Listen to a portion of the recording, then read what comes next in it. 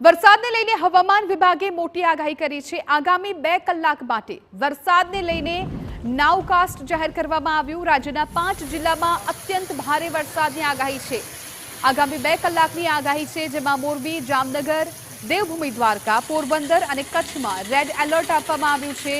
41 થી 61 કિલોમીટરની ઝડપે પવન ફૂંકાશે તેવું હવામાન વિભાગે કહ્યું છે। બનાસકાંઠા અને પાટણમાં મધ્યમ વરસાદ સાથે યલો એલર્ટ જાહેર કરવામાં આવ્યું છે। अन्य तमाम जिल्लाમાં ગાજવીજ સાથે ભારે વરસાદની આગાહી વ્યક્ત કરવામાં આવી। રાજ્યના મોટા ભાગના જિલ્લામાં ઓરેન્જ એલર્ટ જાહેર કરવામાં આવ્યું છે। તો સંવાદદાતા ધ્વનિ મોદી ફોન લાઈન પર જોડાઈ ગયા છે।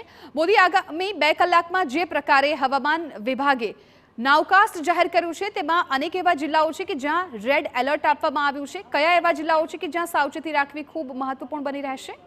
જી જિજ્ઞેસ, હાલમાં જે કચ્છ અને ઉત્તર સૌરાષ્ટ્રના જે વિસ્તારમાં હાલમાં રેડ એલર્ટ જાહેર કરવામાં આવ્યું છે, તેમાં મોરબી, જામનગર, દેવભૂમિ દ્વારકા, કચ્છ અને પોરબંદરમાં ખાસ સાવચેતીના પગલાં લેવા જરૂરી છે। આ સિવાય જે કચ્છના અખાત તરફનો જે દરિયો છે ત્યાં પણ ઊંચાઈથી મોજા ઉછળી શકે છે અને 40 થી 60 કિલોમીટર પ્રતિ કલાકની ઝડપે પવન ફૂંકાવાની શક્યતાઓ છે।